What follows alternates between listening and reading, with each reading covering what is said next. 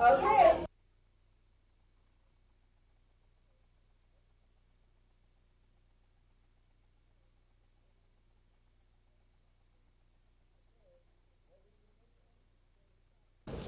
Okay, what week is this again? That's right. So guess what this play is about? No, yeah, it is. Okay. No, it's about books, and it's about children's books. And I'm Lito Vizzuti, and I'm crew member number 1. And I'm Melissa Munt, and I'm crew member number 2. And I'm Colleen Jensen, and I'm crew member number 3. And I'm the first mate, and my name's Ariana Reifel. I'm Maria Olson, and I'm the captain. And that's Cecily, and she's our storm. She's a terrible storm. Yeah. So, This takes place on a ship in the high seas during a storm, during as you will see. a terrible storm. So, okay.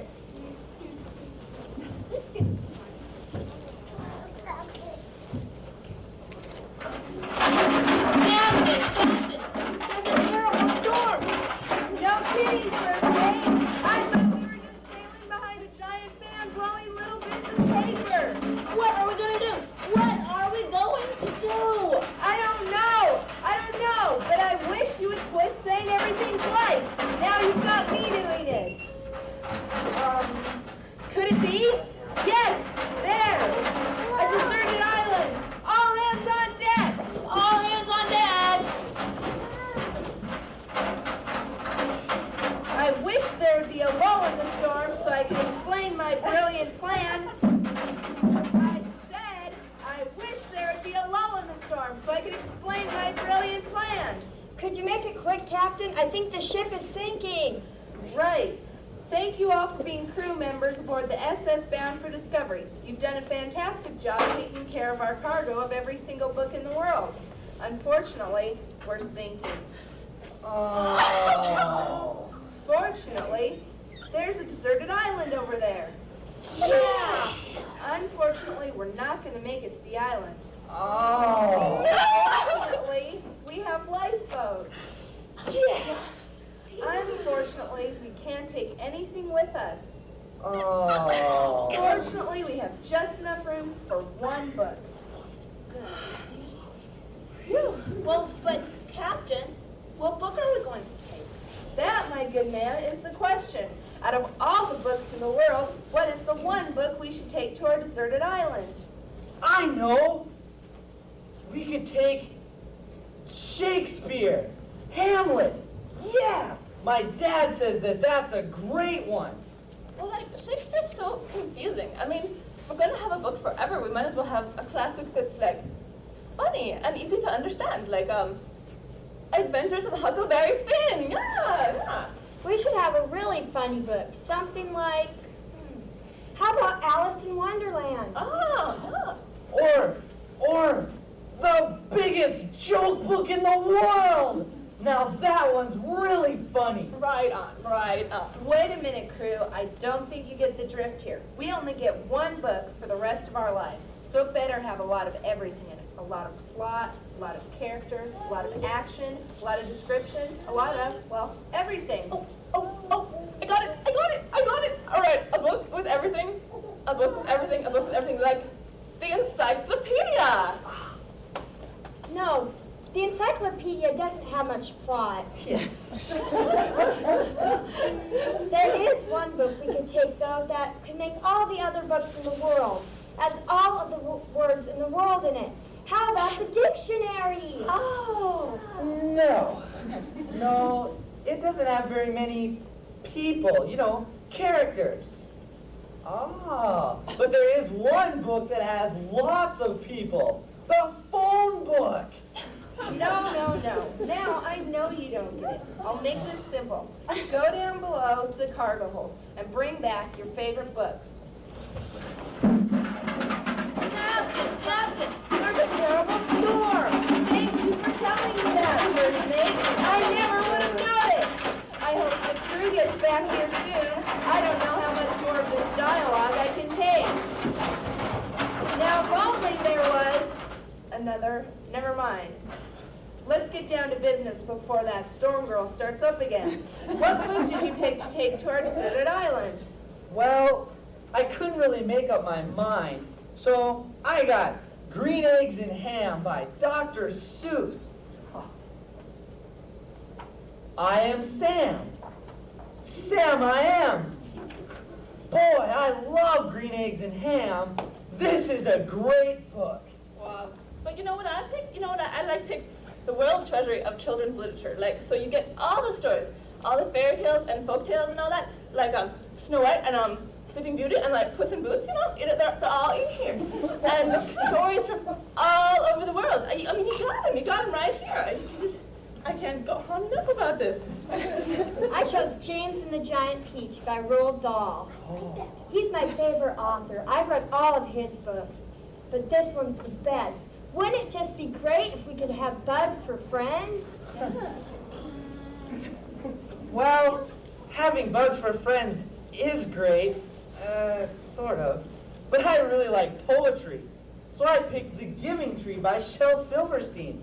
This one's full of poetry. Oh, excuse me. I picked like the story of Ferdinand. I mean, because when you think about it, he really likes to sit in the shade and smell flowers, which is exactly what I like to do. So, I mean, you can look and you just reads and smells flowers. It's so moving. How about Myths and Legends? It's the best. It has stories about how the world began and why the constellations are in the sky. Or things like Mary Poppins. I love Mary Poppins. Mary Poppins is great. That story is just full of myths and legends and fairy tales, and she has magic, and she's just wonderful. Man, I'm sure if there was an east wind coming through, that she would come and save us. Oh, she has lines like, "A spoonful of sugar will help the medicine go down." But look at this, look at this. I mean, it's like, once upon a time in a faraway kingdom, there was this girl, and she was just gorgeous. Her name was Cinderella. And she, you know, had a beautiful life, and she was awesome, but she had these stepsisters, and they always made her clean and stuff, and I don't know what that was about, but it just on, Or how about lines like, Jane's large, frightened eyes traveled slowly around the room. The creatures, some sitting in chairs, others reclining on the sofa, were all watching him intently. Captain, it's I know, a terrible storm. To the lifeboats, everyone! But Captain, we didn't decide which book to take. First mate, what would I do without you? We didn't decide how to take one book, but I think the crew has figured out a way for us to take every favorite book. But Captain... Don't interrupt now. Can't you see I'm posing heroically? Captain, But the crew members have become their favorite books. the ship, Captain. This is both the end and the beginning. But Captain, From these stories, we will recreate all stories. Captain, the ship is sinking! The lifeboats, we are bound for discovery.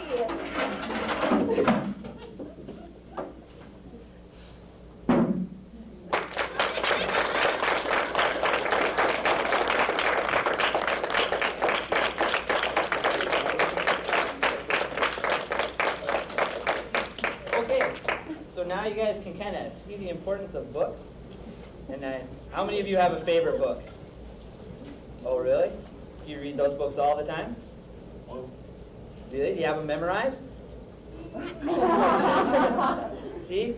Work on that. No. Oh, then you don't have to. So it kind of gives you an idea of the importance of books and how great they are. Always keep reading. and how they can become really a part of your life and, you know, expand your imagination and creativity and stuff. Mhm. And if you're sinking, you might know which book to take now. Yeah. Yes? I have a book. It's called. I know I don't have it. Oh. It's called. Hitler's Calling by Brendan. Wow. more than I do already. Okay, thank you. Thank you, guys.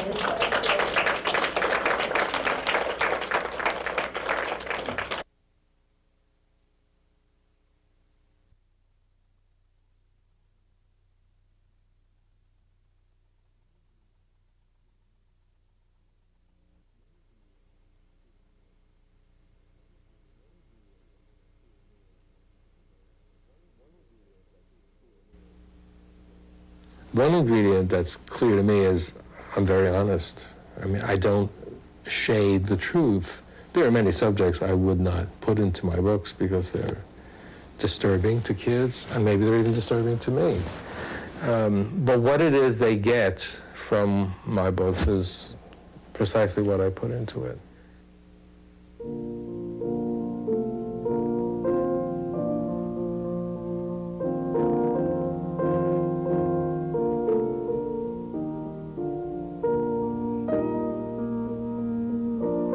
You gotta remember it all begins with the word. So every innuendo, every change, every harmonic coloring, whatever, it's what the sentence has told you to do. And then it all came to consciousness 2 years ago in Los Angeles when I saw something, kid on the street or a person on the street. I only saw his or her feet sticking out of a cardboard box. And I thought, we were all in the dumps. And it just began to build inside me emotionally. This is where dumps really took place. This is where it is. Back in the 40s and 50s, there were theories about, when you did a book for children, what kind of pictures they should be. They should be very vivid and big and bright because kids can only look. It's nonsense. It's nonsense. Because they're as complicated, they're more complicated, they're more varied than we are. The original conception of the pictures has to do with language. I wouldn't have thought of this without that poem. And once I got the first line, and I saw the first line, I saw feet in a box. If you get the first line, chances are you'll get the second. And it's a tricky verse because the second line, we're all in the dumps for diamonds or trumps. The kittens are gone to St. Paul's. And then somewhere there was a baby that had to get bitten. And somewhere the moon had to have a nervous breakdown. And somewhere there had to be houses without walls. And here is We Are All in the Dumps. In 1963, I did a dummy. It's got a crying cat because we know there are kittens in it. And this is my first little sketch for the book. They're playing bridge straight off, and everybody is miserable except the rat, that's Winnie. I actually did the illustrations line by line. The babies are bit. The original line in the verse, by the way, is the babies are bit. I changed it to the baby is bit because I wanted one baby, which is dramatic. The moon's in a fit because the rat has hit it with an arrow and the houses are built without walls. I didn't know what to do. These are cute. I just didn't know what to do. Jack and Guy's a little better because actually he still has a Dickens hat. I really kept the original costume from this. I go out in the ride with my old dog Jenny, so you can tell how old this book is because she died in '67. She appeared in all my books up to her death. They find a little boy. It's Jenny that finds a little boy. And he's got a black eye. And Jack wants to knock him on the head, and Jenny's getting mad. And she bites him, which is just what she would have done. Guy says, let's buy him some bread. They go to the bakery. And this is the part I really like. This is the one moment I like is they buy all this tons of bread. They have a little house. They bring the kid home. And all they do is stuff him with food, which is, I will bring him up as other folk do. And the kid's just overawed. He's getting fat and he can't stand it. So he abandons them and goes back to live by himself in the rye. That was the only little twist that was original to me, that the kid dumps them. And it was January 22nd, 1965, when both of these were finished. It didn't work. It didn't work. It didn't do the verses any justice.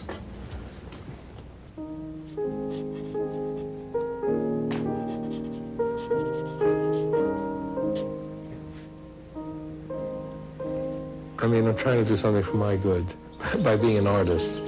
And art is a pleasure in all many ways, and one of them is therapeutic, is that it releases stuff from yourself. It is totally miraculous that it has meaning to anybody else, since you cannot build that into the work. You cannot count on that to happen. You cannot trust that to happen. When it happens, you're a lucky man.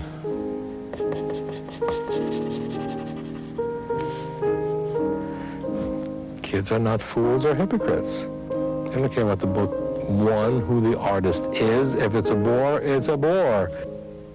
But when they take it in, it's almost like radar vision. They take in everything very fast. Everything is new. Everything is fresh and glorious, and it's not been seen before. It's not been experienced before. We don't even know what the name of it is.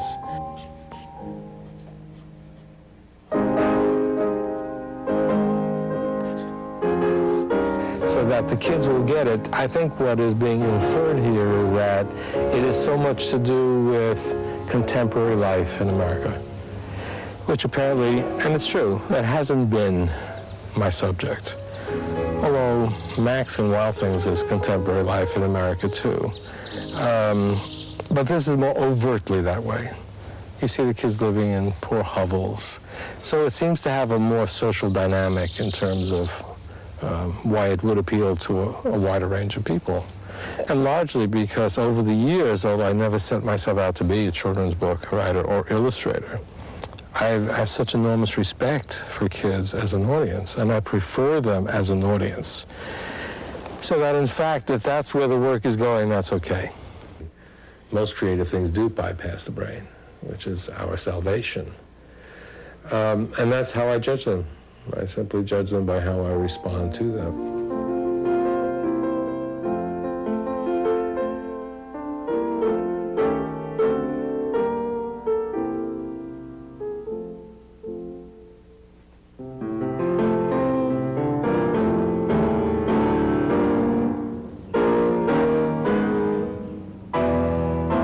My hope comes from the fact that I can work, which is a purely egotistical, selfish impulse. If then that translates into something that other people get hope from and enjoy, that's a miracle. That's just amazing. It always is amazing. That's more amazing than the people who come down on me. You'll have to call that hope.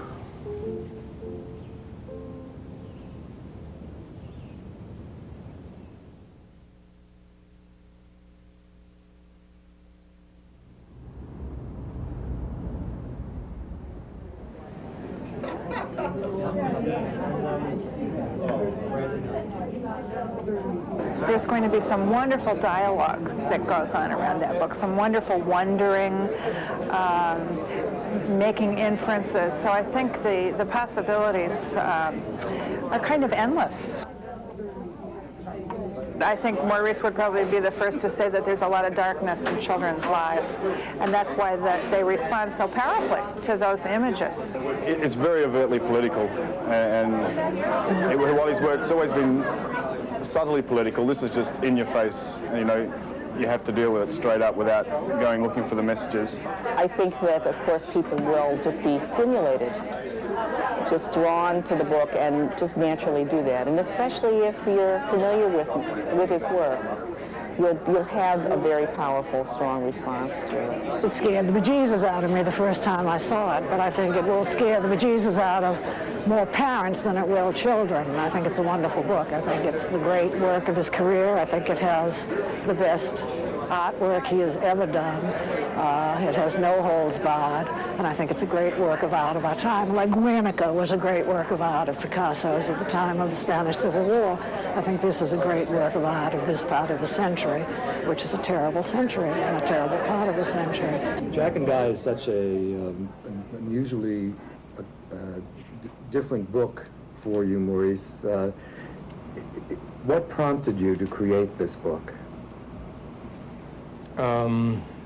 I went back to my journals about dumps. Because every time I tell what happened, I tell a different version of it. So I figured I should get the proper version. And the very first journal entry is June 16th, 1991, for a Sunday. And it says, among other things, the beginning of dumps proper. Intrigued with child city in Rio, kids abandoned in shantytown. I connected the kids wandering around in a town all by themselves without any parental guidance, put it mildly, dumps. Did you have a special purpose for this book, a special idea in mind for it? Well, it is the same story I've been telling for most of my life in publishing. I only have one theme. My cleverness comes in disguising it so well it doesn't appear to be so noticeable. But it's about children surviving. I mean, how do kids get through? And that's always been the subject of my books. Kids getting through an experience which is beyond them logically and emotionally, and just clumsily getting through it. That's what this is about, too. I wondered if you saw parallels between the New York of today and Dickens' London. I mean, since most of my 20s and 30s was spent reading all the novels of Dickens. And of course, he was the master of putting children in the most dreadful spots imaginable, and sometimes killing them off. It got so rough that he killed them off. But yes, I mean, there's a very Oliver Twist, and there's even homage to Oliver Twist, because why in hell's name is Jack wearing a stovepipe hat? I mean, why? No one seems to notice. His costume is all wrong. But that's because of Dickens. He's a Dickens kid who came to live in this family. It's Fagin's kids. They are Fagin's kids. And even those kids felt in a family. Whatever Fagin was doing to them and with them, at least there was a place to go, place to come home to. So it is homage to Dickens, yeah. So many of your books have a comforting, dreamlike quality about them. I'm concerned that some parents, some reviewers, some adults, some buyers are going to pick this up and see a kind of nightmare vision. Some of it is very dark and possibly off-putting. How would you respond to them? They're always expecting that from me. I've never done a book past the age of 23, which is, as you described, comforting, soft, those words you use. I am now controversial. No matter what book I do, the automatic button goes on, controversy. Since 1963, that's been my fate. I used to rebel against it, but there's nothing you can do about it. So they expect something to be inappropriate for children in everything I do. It's almost their first sentence when they're reviewing the book. Is this appropriate for children? So there's nothing I can do about that.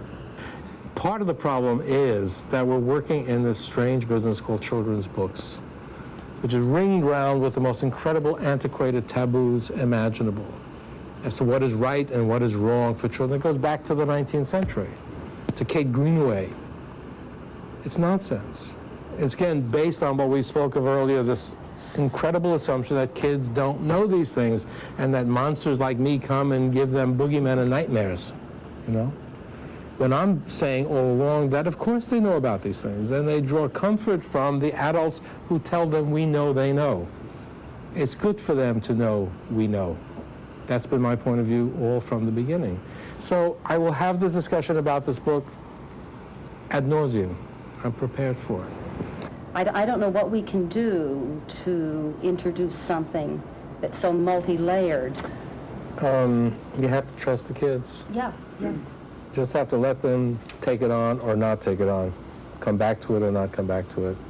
You have to treat them the way we do adult readers who want to read a book or do not want to read a book. What is the profile, the mindset of the individual who you would like most to read this book? Oh, wow. That's a fantasy. Somebody who's incredibly open-minded, somebody who isn't racist, somebody who already has a sense of what troublesome days these are, especially for children. We all talk about doing something for children in this country. We hardly make a move towards doing it. Read about it in the paper every day, right?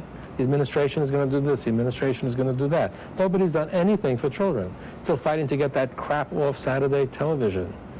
Still fighting for everything we've been fighting for 40 years or more. So I would like all these people to come to this and say, this is the opposition to all that junk. This is for the kids. Hope I live long enough to see these people, the kids who are getting this now, see them older and see what it meant to them. This is a fantasy story where I have to give these kids courage because I need it, and I want them to survive.